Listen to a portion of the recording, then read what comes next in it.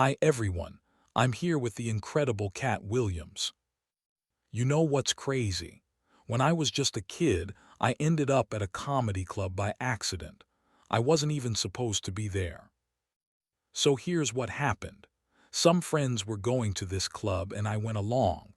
But there was a problem. They were checking IDs at the door and I was too young to get in. I felt so embarrassed. Then something amazing happened. A guy walked past everyone in line and said, "I'm a comedian." The door guy said, "Okay, you're number 4," and let him right in. I thought, wait, that's my way in. So I said the same thing. "I'm a comedian too." And just like that, I was comedian number 5. Now I had no idea what that meant. I'd never done comedy before. They told me I had 5 minutes on stage.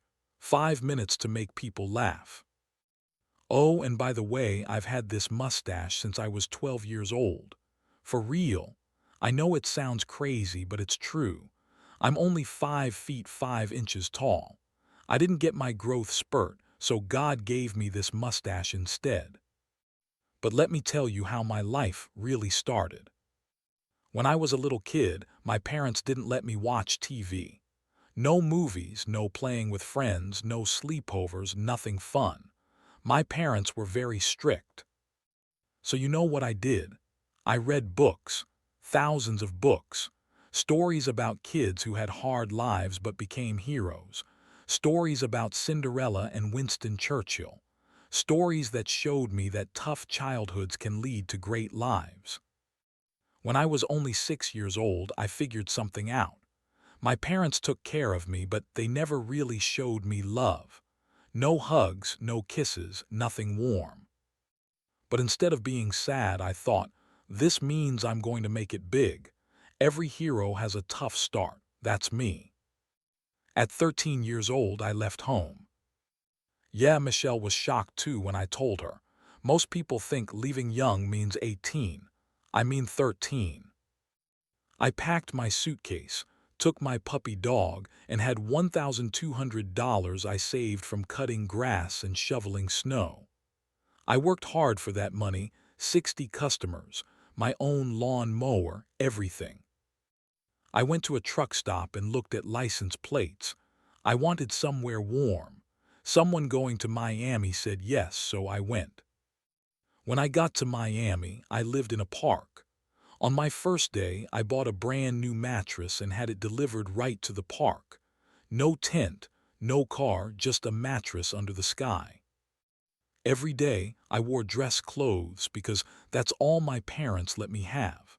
And I went to the library for 8 hours and read.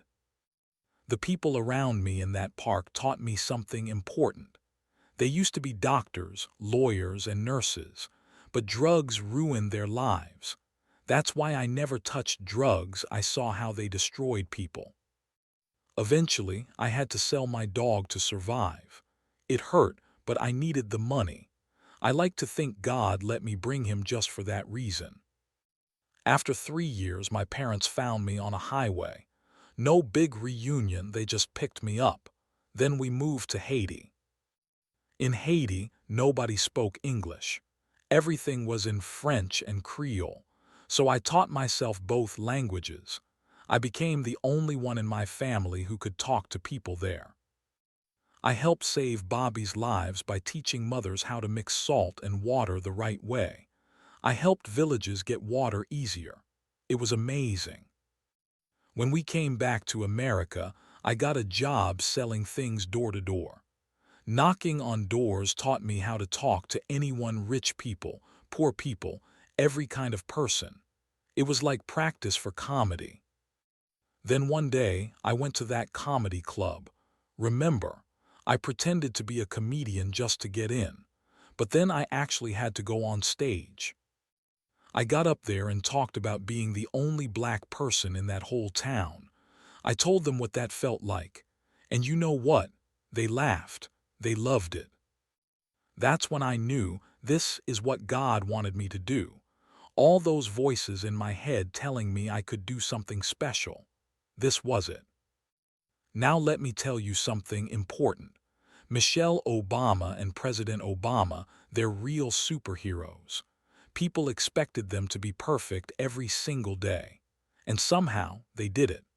When we look back 100 years from now, they'll see that the Obamas made our whole country proud. Here's something else. I adopted kids even though I was making less than $25,000 a year. Most people would say I can't afford that.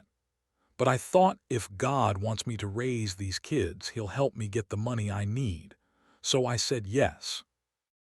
I thought I'd be a famous bachelor. Instead, I became a dad cooking, cleaning, doing laundry, waking kids up for school. And you know what? I wouldn't change it. The hardest thing that ever happened to me was losing a child. That's the worst pain in the world.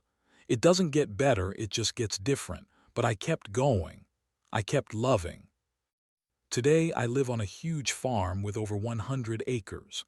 I have 100 ducks, 100 geese, cows, pigs, goats, sheep, all kinds of animals. I call it heaven on earth.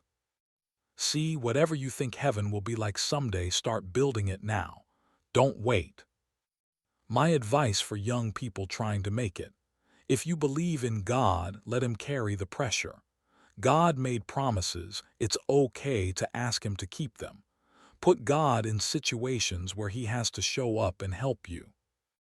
Because here's what I learned. Sometimes the impossible just looks like a terrible idea, right until it becomes your next big success. Every hard thing I went through, living in a park, being homeless, learning new languages, raising kids with almost no money, it all led me here.